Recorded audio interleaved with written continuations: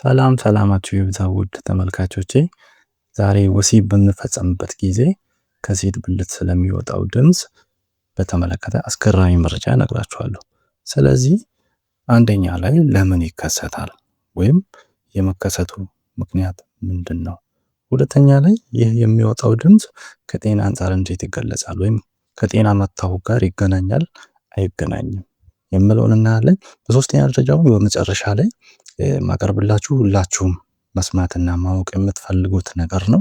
እሱም ድምፁን መቅረፍ ወይም መቀነስ ይቻላል ወይ፣ ሳይንሱ ምን ይላል የምለውን ደረጃ በደረጃ እናያለን። ስለዚህ ይህ አስገራሚ መረጃ እንዳያመልጣችሁ ቪዲዮን እስከ መጨረሻ ማየት ይኖርባችኋል። ለዚህ ቻናል አዲስ የሆናችሁ ሰብስክራይብ እና የደወል ምልክት መጫን እንዳትረሱ። ስለዚህ ወሲብ በምንፈጸምበት ጊዜ ከሴት ብልት የሚወጣው ድምፅ በሳይንሳዊ ስሙ ወይም አጠራሩ ቫጂናል ፍላቹለንስ ወይም በቅርድፉ ኪዩፊንግ በመባል ይታወቃል።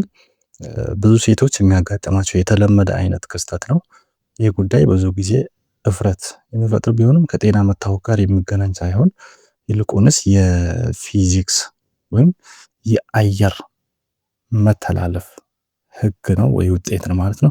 ለምን ይከሰታል ወይም የመከሰቱ ምክንያት ምንድን ነው የምለውን ግን ስናይ ከሴት ብልት የሚሰማው ድምፅ ከአንጀት ከሚወጣ ጋዝ ወይም የሆድ ድርቀት ወይም የፈስ ከምንለው ጋር ምንም አይነት ግንኙነት የለውም። ስለዚህ የአየር መታሰር ወይም መታፈን ሲሆን ይህም የሚፈጠረው የሴት ብልት ልክ እንደ ቱቦ ክፍተት ያለው አካል ስለሆነ ወሲብ በምንፈጸምበት ጊዜ የወንዱ ብልት ወደ ውስጥና ወደ ውጭ በምንቀሳቀስበት ወቅት ወይም ገባ ወጣ በምንልበት ሰዓት አየር ወደ ብልት ውስጥ ተገፍቶ ይገባል ማለት ነው። ይህ ድምፅ የሚፈጠረው ወደ ውስጥ የገባው አየር በግፊት ሲወጣ ነው። ወይም ብልቱ በፍጥነት ሲወጣና ሲገባ ልክ በአፍ እንደሚነፋ እምቢልታ ወይም ከተወሰነ ቀዳዳ በግፊት አየር ሲወጣ እንደሚሰማው አይነት ድምፅ ይፈጥራል ማለት ነው።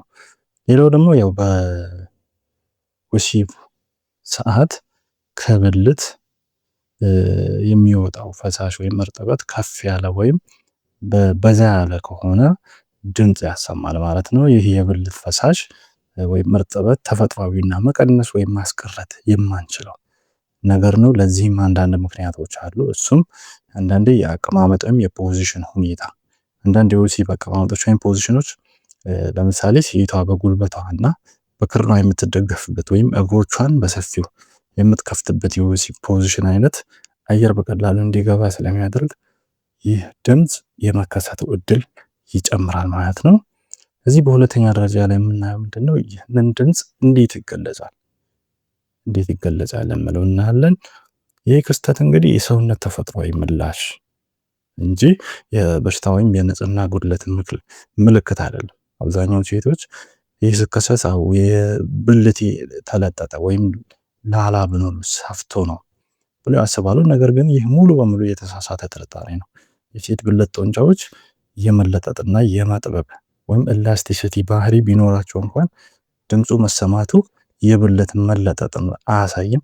ልክ እንደ ባዶ ቧንቧ ውስጥ አየር ሲያልፍ ድምፅ እንደሚፈጠረው ሁሉ በአካል እንቅስቃሴ አየር ምክንያት የሚፈጠር ክስተት ነው። በሶስተኛ ደረጃ የምናየው ምንድነው? መቅረፍ ወይም መቀነስ ይቻላል ወይ፣ ማጥፋት ወይም መቀነስ ይቻላል ወይ የምለው ነው። ያው ይህ ተፈጥሯዊ አካላዊ ሂደት ስለሆነ ሙሉ በሙሉ መድኃኒት የለውም። ምክንያቱም በሽታ ስላልሆነ በሽታ አይደለም። ነገር ግን ድግግሞሹን ለመቀነስ አንዳንድ ነገሮችን ማድረግ እንችላለን። ለምሳሌ የአቀማመጥ ወይም የፖዚሽን ለውጥ ማድረግ፣ ድምፁ ብዙ የሚሰማበት የአቀማመጥ ወይም የፖዚሽን ቅድም እንዳልኩት የሴቷ እግሮቿ በደንብ የሚከፈትበትና አየር ወደ ውስጥ በደንብ እንዲገባ የሚያደርጉ ፖዚሽኖችን አለመጠቀም ወይም መቀየር አየር ወደ ውስጥ እንዳይገባ ይረዳል። ለምሳሌ እግሮቿን በመጠኑ መሰብሰብ ይኖርባታል። ሌላኛው የኬግል ኤክሰርሳይዝ የሚባል እንግዲህ ለብዙ ነገሮች ይመከራል። ይሄም የዳሌ ጡንቻዎችን የፐልቪክ ፍሎር መስልስ የምንለው የሚያጠናክር የኬግል ኤክሰርሳይዝ አዘውትሮ መስራት በብልት አካባቢ ያለውን ጡንቻ ስለሚያጠነክር አየር መግባት እድሉን ሊቀንስ ይችላል። ሌላው ደግሞ በመዝናናት ነው። ወሲብ በምንፈጽምበት ጊዜ ጭንቀት ውስጥ መሆን ጡንቻዎችን እንዲወጠሩ ያደርጋል። መረጋጋትና መዝናናትን ጡንቻዎች ለስላሳ እንዲሆኑ በማድረግ ያልተጠበቀ የአየር መፈናቀልን ሊቀንስ ይችላል ማለት ነው።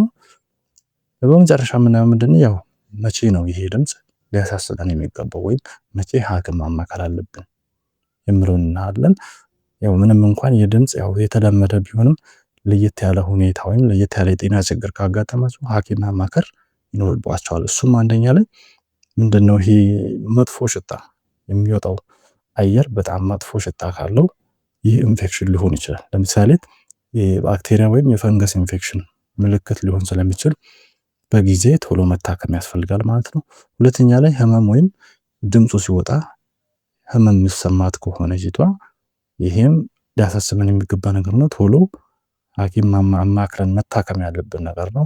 በሶስተኛ ደረጃ የሽንት ወይም የሰገራ መፍሰስ ድምፁ ከአንጀት ወይም ከሽንት ቧንቧ ጋር የተያያዘ ከሆነ ይህም ያው ፊስቱላ በመባል የሚታወቅ የህክምና ችግር ሊሆን ስለሚችል ወዲያውኑ የህክምና ባለሙያ ማማከር ያስፈልጋል። አጠቃላይ እንግዲህ ይህ ክስተት ያው በወሲብ ወቅት አብሮ የሚመጣ ተፈጥሯዊ ነገር ነው። ብዙ ጊዜ በግንኙነት ወቅት የሚፈጠር የድምፅ መውጣት ትኩረት ሊሰጠው የሚገባ ወይም የሚያሸማቅቅ ነገር ስላልሆነ ከባልደረባ ጋር ያው ክፍት ውይይት ማድረግ ይህንን እንደ አሳፋሪ ነገር ከመመልከት ይልቅ እንደ ተፈጥሯዊ የሰውነት አካል ሂደት አድርጎ በመረዳት ጭንቀትን በመቀነስ ዘና በማለት በግንኙነት ሰዓት ማተኮር ግንኙነት ላይ ማተኮር ይረዳቸዋል ማለት ነው። ስለዚህ ለዛሬ የነበረውን መረጃ በዚሁ ጨርሰናል። ሌሎች እንደዚህ አይነት ጠቃሚ መረጃ እንዲደርሳችሁ ቻናሌን ሰብስክራይብ፣ ቪዲዮ ላይክ እና ሼር በማድረግ ትብብራችሁን አሳዩ። በሰላም ቆዩ።